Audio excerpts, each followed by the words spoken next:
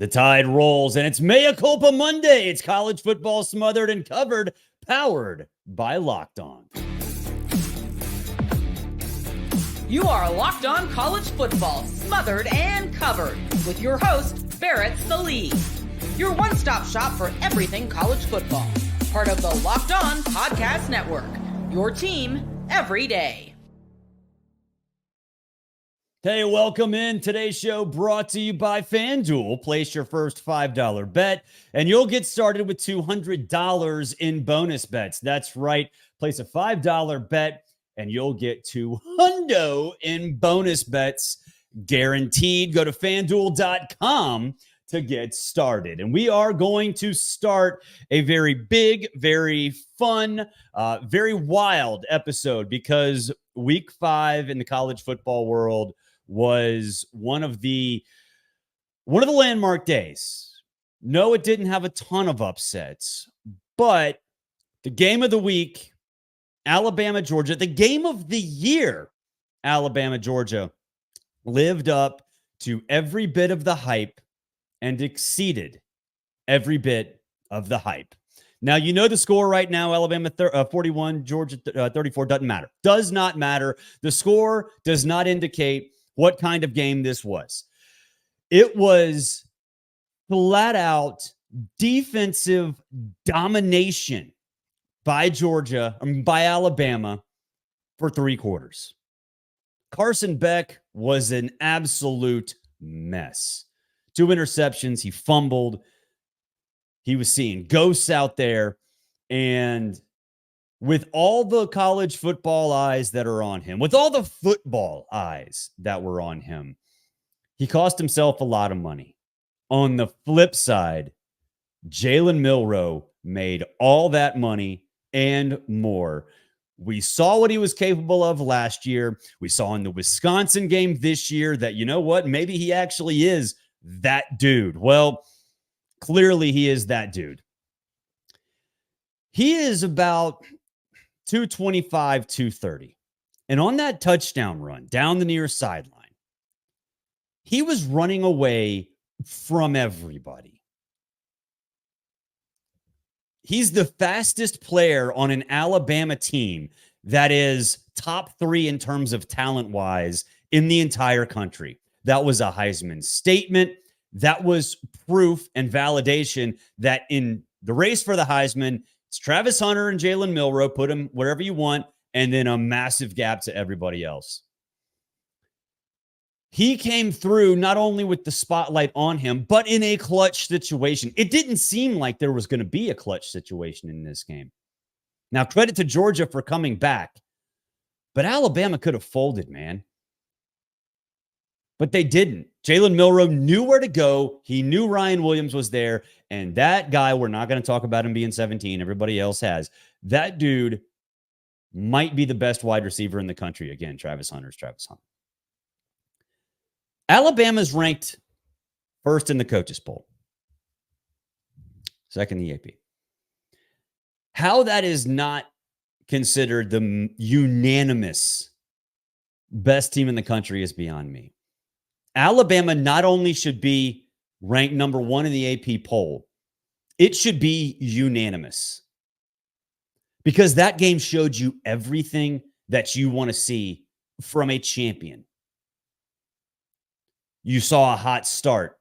You saw a suffocating defense. You saw a talent-laden offense that is comparable to basically no other team in the sport. You saw them get kicked in the teeth. You saw them come off the mat and not let that affect them. What more do you want? What more do you want?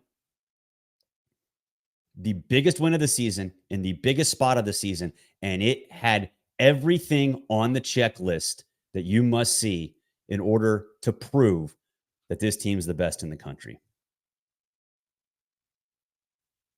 Now, let's talk a little bit about the Georgia side. That was, I don't know if Alabama's in Georgia's head. Like, I know there's that talk out there, is Alabama's in Georgia's head, whatever. the players are different. The coaches are different. There's not, Kirby might manage the game, tighter or whatever, but the players still got to play. And with this age of player movement and freedom, a lot of these guys weren't there 2 years ago, like whatever. But I think what this showed, and we talked about this last week, and I've talked about this on my radio show, I've talked about this on this podcast, Georgia does not have a 1A running back. It's not even close. I never bought into the Trevor Etienne hype. And after what you saw in Tuscaloosa, how can you moving forward? 55 yards is not acceptable. A long of 12 is not acceptable. Look, I like Carson Beck, and he's taking the most criticism. And a quarterback always takes the most criticism and gets the most praise. He's got to have some help. And that's true of every top-tier quarterback. You cannot do it yourself. And he was asked to do it himself by the offensive staff because the staff knew that they couldn't get anything going on the ground. Yes, you credit Alabama, but I've been telling you over and over and over again, Trevor Etienne is not a number one back. They've tried to make him something that he's not. Now, that doesn't excuse some of the decisions that Carson Beck made, but I think to me, it does take a little, it should anyway, take a little of the burden off of his shoulders. Now, to the game itself. I've been to some of the best college football games of all time. I was at the kick six. Chris Davis basically ran right in front of me and directly down the sideline away from me. I was on the field before he even finished the run because I felt all the students pushing against us. I had a lot of equipment, and I was like, dude, I ain't running. I ain't going to get trampled right now. I was at the kick six. I was at Alabama's walk-off win in the national championship game. I was at the national championship game in Indianapolis. I was at some of the wildest regular season games, like the Auburn LSU Jamie Howard interception fest in 1994. I've been to a lot of them. That's top three. That's top three. Kick six, Alabama walk-off TD, and that game. Put them in any order. Put them in any order. I was standing next to what they let us on the field for the final 6 minutes of the game. In every stadium, every team has a different policy. But Alabama, they let everybody on the field who doesn't have a camera pass, that has just a sports writer pass that's in the press box. We get on the field with 6 minutes to go. So I was standing next to Chris Childers, who does Full Ride on Sirius XM 84, and Allie Gehring, who's the producer for that show. Really good friends of mine. I've been on Full Ride a ton of times. I've actually filled in for Chris a ton of times. Allie and I talk all the time. I can't even begin to tell you during those final 6 minutes how many times we all grabbed each other's arms. Like, no friggin' way this is happening. No way this is happening. It was the longest 6 minutes of game time that I've ever been a part of. Because I was on that field. Like, again, we get on with 6 minutes to go. I was on that field. It felt like an hour. It honestly felt like an hour. I have no idea what real time was. But if you look on my X feed, I had some fantastic shots from that game. I didn't record the touchdown that put Georgia ahead. Did not record the touchdown where Ryan Williams was, but Ryan Williams, I could have walked out 3 steps and tripped Ryan Williams. That's how close I was. I was like at the 20-yard line. You can still see me on the highlights. I had a tremendous view of the call that Georgia fans are pissed off about, the non-pass interference. It wasn't pass interference. Alabama fans think I posted that video on X because I thought it was pass interference. No, I just wanted an opinion. And I have probably the greatest shot of the Zabian Brown clincher. So go look at those. It was unbelievable. It was unbelievable. Now, before we get to a break, I'm going to play Debbie Downer. That was going in comparable to any game in terms of hype. National championship game, SEC championship game, LSU, Alabama in 2019, whatever. Doesn't matter. The hype there, kick six, like all of them, that was comparable.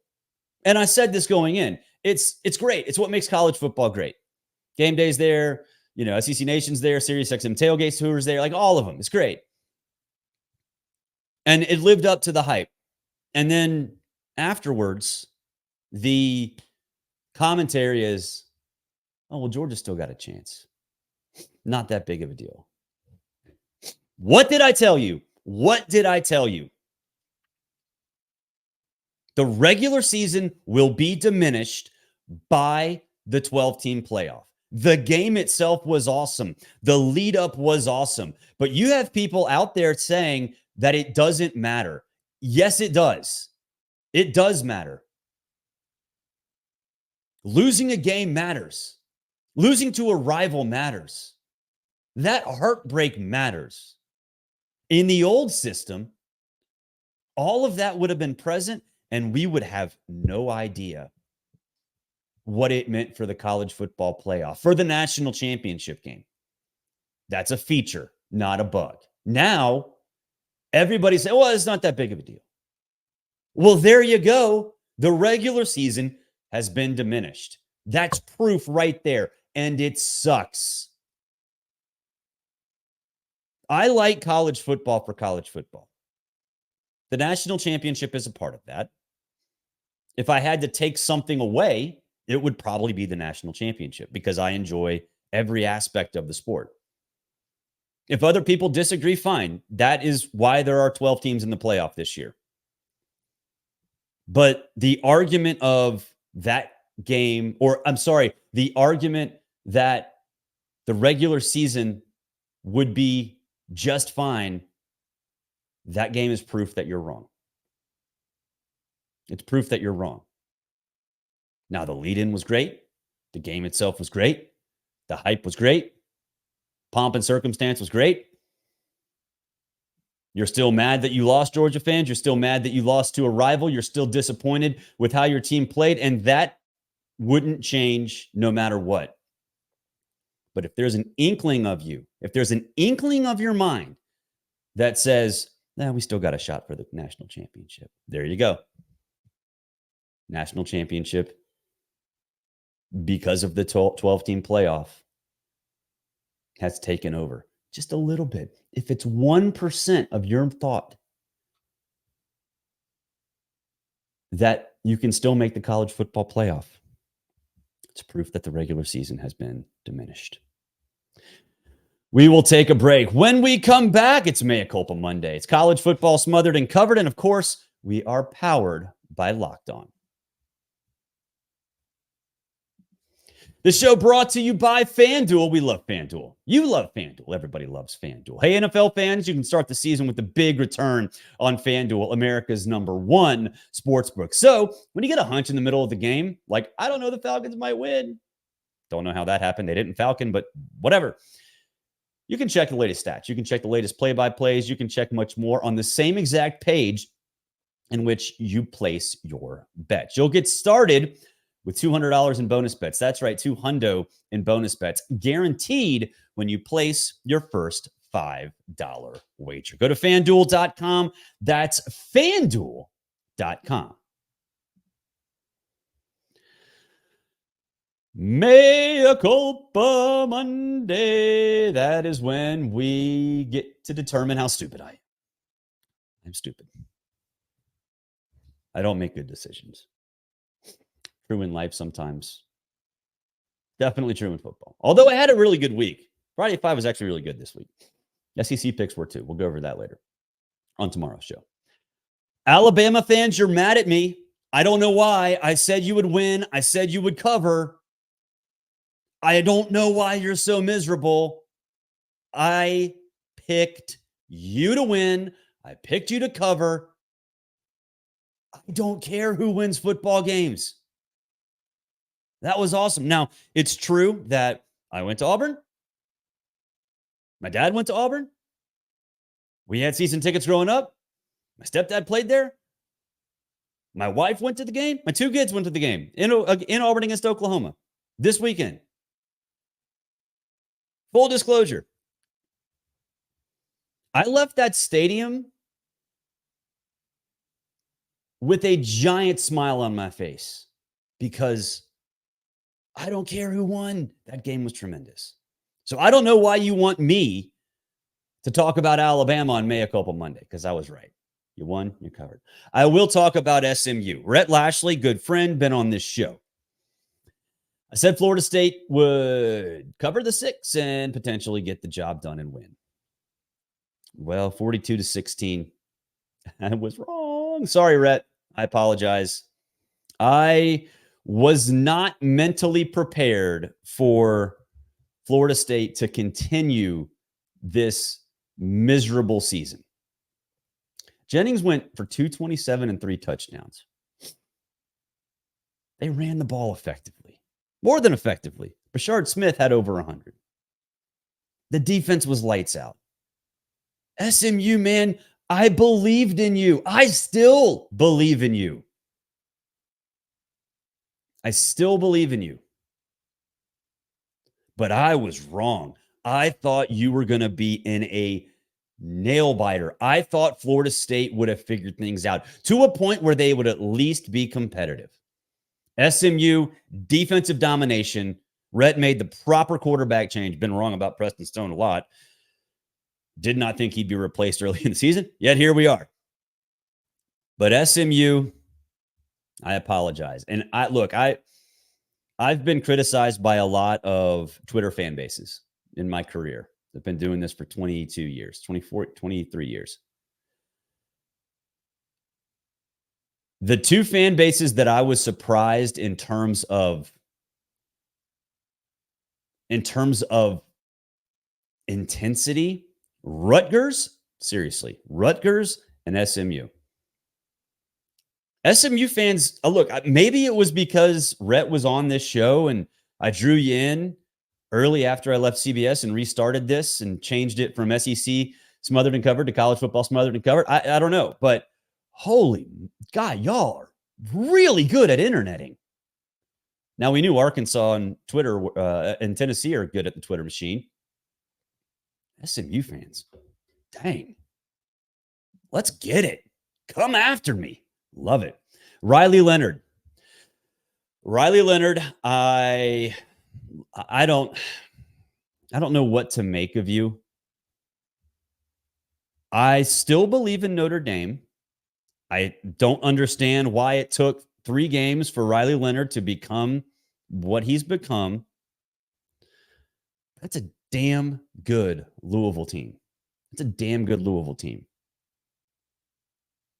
He threw 2 touchdown passes against a defense that I don't think folks realize is as complete as any in the country. That team, that Louisville team, produced big plays and gave up no big plays. We sit here and talk about the best teams in the country, right? Louisville, before that game, should have been top 10. Seriously. So Riley Leonard, I apologize. Last one, Mark Stoops. I was of the belief that the Georgia game was a one-off and that Kentucky, the one we saw against South Carolina, is the actual Kentucky. Why? Because, look, I like Brock Vandagriff. For those that have been listening to me on SiriusXM, read what I've written and listened to the show and watched the show, you know that I'm a little biased toward the Vandagriff family.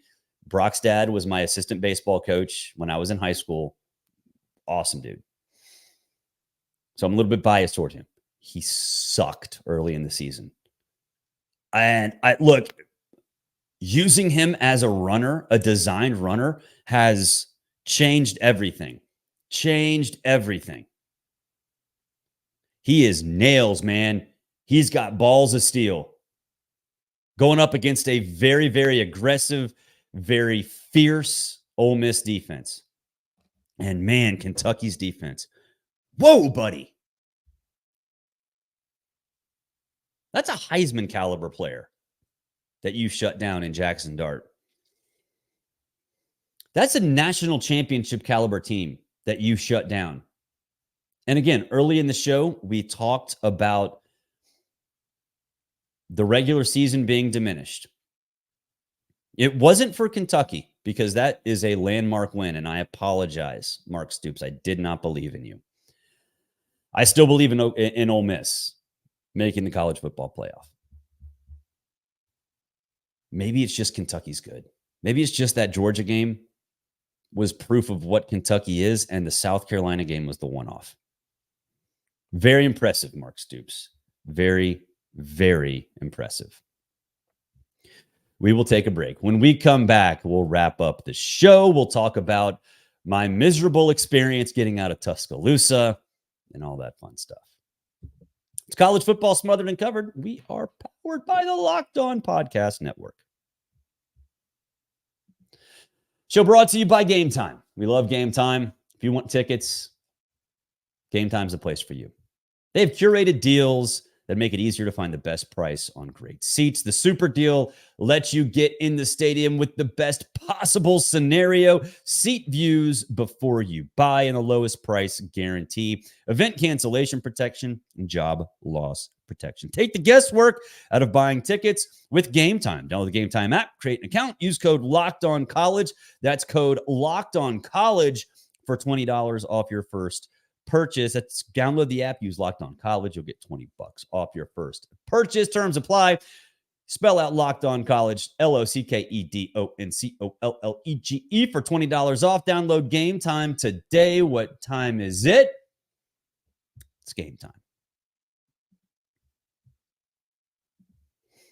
I apologize for the Joe Biden reading the teleprompter. I actually did say spell Game Time or spell out Locked On College. End of quote. Sorry. All right. We had Hurricane Helene come in. It delayed the mail. My stepbrother was supposed to send me the key to my aunt's house in Bessemer. It didn't get here in time. So did not go on Friday. I purchased reserved a room for Saturday at the Days Inn near Hoover. So all right, I drive down from Atlanta on Saturday, go to the game, come back, have my key already, go in, check in, be good to go. Got my key like at 10:30 in the morning. I didn't actually go in. The guy was like, just don't go in, whatever. Drove to the game. I didn't stay around that late, but Waze took me around the wrong way. It took me west to go east on I-20. I was like, okay, sure, Waze is smarter than me. There's traffic, there's a wreck, whatever. I get on the highway, there's a wreck at McFarland. I'm like, okay, I went the wrong way to begin with, and now I'm sitting here at McFarland, which is the main road, and I can't move. We started moving. Took like 20 minutes in traffic. We started moving again. Jam up by the Mercedes plant. I'm like, you got to be kidding me. Sit there for an hour. And for those of you who have seen Office Space, this is, I went through the beginning of the movie. Peter, Michael Bolton, and Samir Nanajah. They have 3 different reactions in traffic driving to work. Peter's just sitting there like, oh, God. Went through that reaction. Michael Bolton's pumping himself up with rap music. I did that. Did all different kinds of rap music. Soul Food was kicking. So was early Outcast. But Goody Mob, I was all into Goody Mob. And then there's Samir just screaming and shaking the steering wheel. And I did that too. So about 10 minutes from getting on 459, which is essentially the bypass around Birmingham, for those who don't know. The hotel's about, 15 minutes from 459 to start. So I'm about 10 minutes from there. My colleague Trey Wallace calls. He's like, hey, man, where are you? He's staying at the Winfrey, where media days, when it's in Birmingham, that's where media days is. Like, where are you? I'm like, I'm still in traffic. He's like, oh, I got back to the hotel 20 minutes ago. And he left an hour after I did. And he beat me to Hoover by 30 minutes. I lost it. Get into the hotel room. Can't sleep. Smells like weed, smells like cigarettes. Can't sleep.